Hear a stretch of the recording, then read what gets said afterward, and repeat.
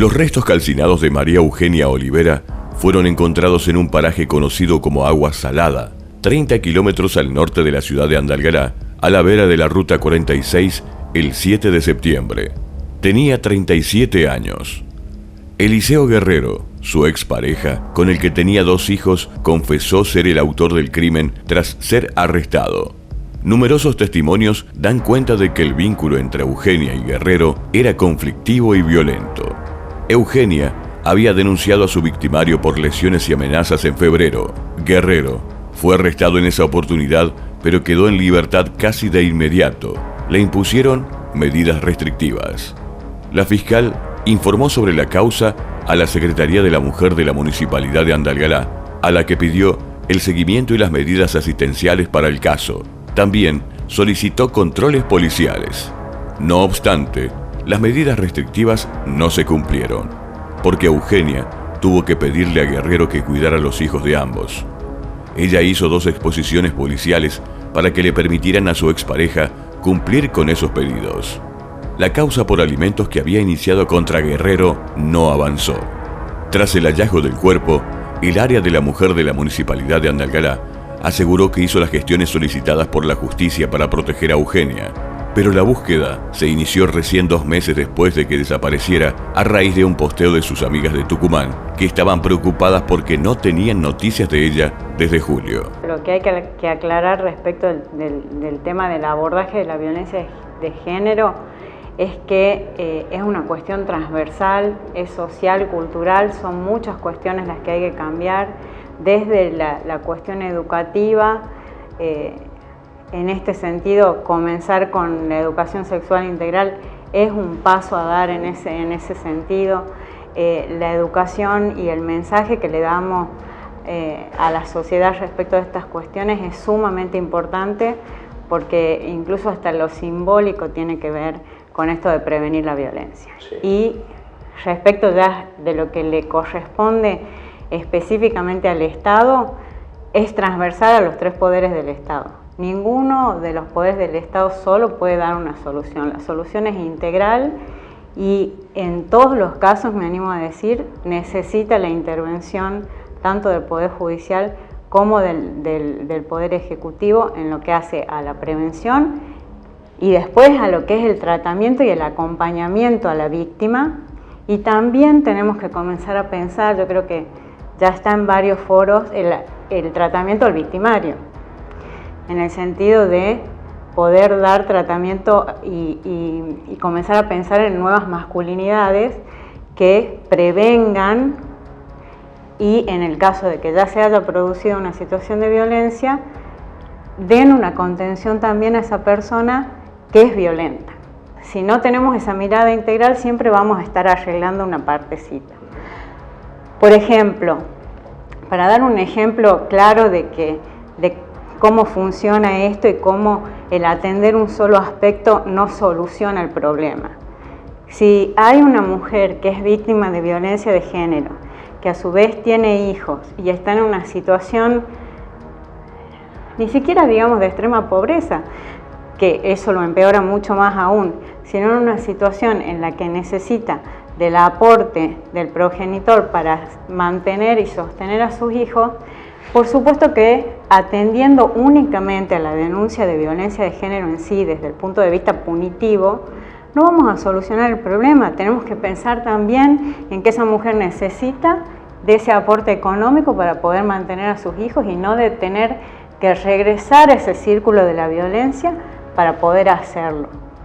Entonces, y a su vez necesita apoyo psicológico para salir de ese lugar que no se genera de un día para el otro, sino que tiene que ver siempre con una cuestión cultural subyacente que necesita ese tratamiento y ese apoyo. Si no, vamos a tener siempre este tema de que la situación no termina, esa mujer no termina de independizarse de ese círculo vicioso en el que se encuentra. Y entonces es muy importante esto, escuchar mucho. Los operadores tienen que estar preparados para escuchar, porque no es sencillo, y también tienen que tener un apoyo desde lo técnico, psicólogos, médicos, asistentes sociales. El Estado tiene la obligación de brindar todas esas soluciones. Yo entiendo que los recursos humanos y materiales no son suficientes todavía. Tenemos que seguir mejorando en eso, tenemos que seguir invirtiendo en eso. Esa es una parte. También hay otra parte que yo lo sostengo desde hace mucho tiempo respecto de la cuestión de violencia de género, como en general de todas las cuestiones. Cuando se sancionan las leyes, es necesario que participen los operadores que van a hacer realidad eso, porque si no, muchas veces la legislación queda en leyes que tienen muy buenas ideas, excelentes intenciones, pero que en la práctica no llegan a quien tienen el objetivo de llegar. Entonces, y esto tiene que ver con un tema presupuestario, pero también tiene que ver con un tema de cómo funciona y cuál es la idiosincrasia de cada lugar y cuál es el sistema de cada lugar. Porque en la primera circunscripción tenemos unidades judiciales que receptan estas denuncias y que en un punto hacen que el acceso sea bastante amplio. Igualmente ahora se crearon 2 unidades de violencia nuevas, una en Valle Viejo y otra en el sur de la ciudad, que creo que se van a implementar dentro de muy poco, y eso ayuda mucho al acceso, el tener cerca. Ahora, en el interior provincial no hay, en las circunscripciones del interior provincial no hay unidades judiciales. Entonces, eso se maneja a través de las comisarías. Bueno, ahora se amplía obviamente a los jueces de paz, pero necesitamos más herramientas para ampliar el acceso. Bueno, estas cuestiones que tienen que ver con cómo nuestro sistema funciona y cuál es la idiosincrasia, y que no hay soluciones estandarizadas que sirvan en todos los lugares de la misma manera y que funcionen de la misma manera. Entonces, en esto es donde es importante sentarse con los distintos operadores, y cuando hablo de eso no me refiero únicamente a que el Poder Legislativo se siente con el Poder Judicial o con el Poder Ejecutivo a diagramar las políticas públicas, lo cual está muy bien y es necesario, sino también con los sectores de la sociedad que tienen contacto directo con las situaciones de violencia. Esas redes de contención son fundamentales. Y también nuestras idiosincrasias y nuestra geografía y nuestras dificultades nos plantean dificultades en la implementación de algunas medidas. Por ejemplo, una medida que es muy buena, que es de lo que me preguntabas, de medidas concretas, es la implementación del sistema de pulseras duales que realmente impulsó mucho el doctor Martel y la doctora Fabiana Gómez, junto con el Ministerio de Seguridad. Pero eso funciona bárbaro donde tenemos conectividad y donde tenemos señal. ¿Qué pasa con la mujer que vive en un pueblo alejado de la ciudad capital o de los centros urbanos? Sí, digamos. No tiene conectividad. Entonces, es como vos decís, las barreras no solo, yo te hablo de este caso particular, que son barreras a los instrumentos que tiene el Poder Judicial para hacer frente a esto. Pero esas barreras se multiplican en un montón de cuestiones de acceso a la información, a conocer, a saber qué pasa, a saber cuáles son mis derechos. Esa lejanía, en un punto, repercute mucho en eso. Patrones que se repiten. El caso de Eugenio Olivera remite inmediatamente al femicidio de Brenda Micaela Gordillo, cuyo asesino, Naim Vera, también intentó deshacerse del cuerpo, de la prueba de su delito, a través de la incineración, digamos el rasgo más truculento en ambos casos. Pero hay más patrones, ¿no?, que se reiteran, que se replican en cada uno de estos horrendos asesinatos. Así es, Carpi. Los rasgos psicopáticos, narcisistas, egocéntricos son los factores o los rasgos que surgen siempre de las pericias psicológicas y psiquiátricas. Todos son eso, ¿no? Exactamente. En el caso de Naim Vera ocurre también ahora con la pericia realizada de Eliseo Guerrero, lo cual, bueno, demuestra una serie de factores, bueno, que se repiten y que también forma parte de un patrón en este tipo de casos. Otro aspecto, digamos, de otro análisis que se puede hacer de estos hechos, de los últimos femicidios, es las alarmas que fueron encendidas por las víctimas, quienes acudieron a la justicia e hicieron denuncias. Tenemos 3 casos, por lo menos en los últimos años. El más resonante es el de María Rita Valdés, recordemos, esta joven que apareció, bueno, descuartizada en el dique Jumial y que fue condenado por este hecho el negro de la carpa Francisco Andrés Quiroga.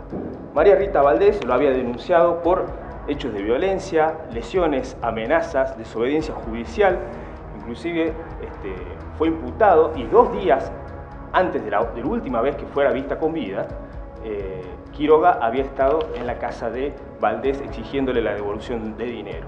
Rita la descuartiza Quiroga y se encuentran los primeros restos en el dique El Jumial y después esparcido por distintos lugares, ¿no? Así fue. Exactamente. Y bueno, que fue la primera condena por femicidio en el país, que fue dictada en la Cámara Penal 1 en contra de Francisco Quiroga. El otro caso que tenemos es el de Miguel Ángel Rodríguez, condenado a prisión perpetua por el femicidio de Cecilia Paola Olima, este hecho que ocurrió en mayo del 2017 en la localidad de Londres, Belén. Olima había denunciado a Rodríguez también un mes antes del asesinato, lo había denunciado por un hecho de violencia, el hombre fue apartado de la casa, estuvo arrestado, se le impusieron restricciones y luego de 5 días de haber estado detenido, volvió nuevamente al domicilio de la víctima y la atacó a puñaladas y la mató. Un dato curioso en este caso fue que la mañana del crimen, Rodríguez se había presentado en la comisaría de Londres a firmar la planilla, que era una de las condiciones que se le había impuesto desde la Fiscalía para mantener la libertad. Y el último caso es el de marzo del 2019, de Diego Herrera, en contra de Georgina Avellaneda, este hecho que ocurrió en la localidad de La Tercera, en el departamento de Bertesquieu. Avellaneda lo había denunciado a Herrera también por amenazas, luego de que ella decidiera terminar la relación por episodios de violencia, y un mes después Herrera se presentó en la casa de Georgina Avellaneda y la terminó asesinando. La doctora Fernanda Rosales, miembro de la Corte de Justicia, recientemente asumida, es muy clara en marcar, ¿no?, los límites que tiene el sistema para dar respuesta a este flagelo que es el de la violencia de género, que está muy visible, ¿no? Hay mucha presión social sobre él. El primero que marca es obviamente los límites materiales, la carencia, la escasez de recursos económicos y humanos para atender una demanda que es creciente. Hay mayor conciencia de este tipo de situaciones y por lo tanto mayor cantidad de denuncias y mayor presión de orden político. El otro problema que señala la doctora Rosales es el de la inconsistencia. Es como que hay diferentes actores que operan dentro de este universo, que procuran dar soluciones, y esos esfuerzos están como dispersos, ¿no? Hay como una deficiencia en la coordinación. Ella llama la atención sobre esto y insta y marca la necesidad de mejorar en ese sentido la comunicación y la coordinación de las acciones. Se me ocurre pensar en este caso lo que ocurrió con el fuero de violencia familiar y de género que se creó en el año 2015. Recién ahora, este año, se está poniendo en marcha.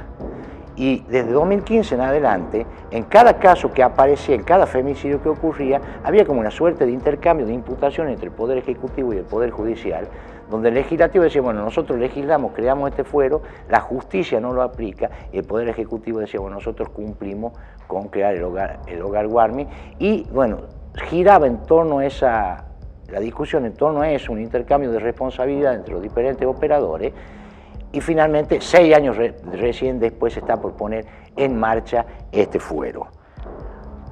Otro problema que marca la doctora Rosales es el carácter heterogéneo, culturalmente heterogéneo que tiene Catamarca.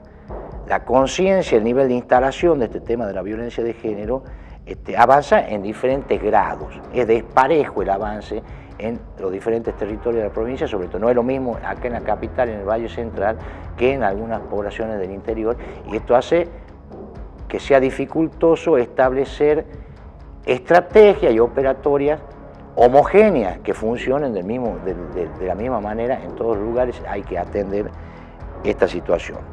Por último, está el problema de la pobreza, que es muy claro en este caso de Eugenia, donde ella denuncia penalmente a quien sería finalmente su victimario, pero después se establecen las medidas restrictivas para que este hombre guerrero no se acerque al hogar, pero finalmente ella tiene que recurrir a él para que le cuide los hijos de ambos, porque ella tenía que trabajar. Hubo una intervención de las autoridades municipales, había una causa por alimentos que no llegó a buen término y bueno, el desenlace fue fatal. Recién 2 meses después de que ella desapareciera, se inició la búsqueda y se dio con el macabro hallazgo de los restos incinerados ahí a 30 kilómetros de la ciudad de Andalgalá. En este marco, y también lo señala la doctora Rosales, resulta indispensable la acción de las redes de contención civiles que son armadas generalmente por organizaciones feministas o vinculadas a las luchas de género y de las identidades. Sería injusto hablar de deserciones, hay esfuerzos notables de diversos operadores del Estado para procurar soluciones y dar respuesta a este problema que se va extendiendo y se hace cada vez más notorio, pero estas respuestas naufragan ante las inconsistencias del sistema en general que no funciona, por ejemplo, al dar respuesta inmediata a una demanda por alimento o al no poder, por diferentes motivos, procurar protección. De tal manera que termina siendo indispensable estas organizaciones civiles que tienen mucho menos recursos que el Estado para actuar, pero sin embargo accionan y su acción es muy importante, sobre todo en localidades del interior. La doctora Rosales, bueno, marca, hace poco ha asumido, hay una nueva composición de la Corte, este tema de la violencia de género y la violencia contra las diversidades sexuales está ocupando un espacio cada vez más central dentro de la agenda política, judicial y social, y eso es una buena noticia.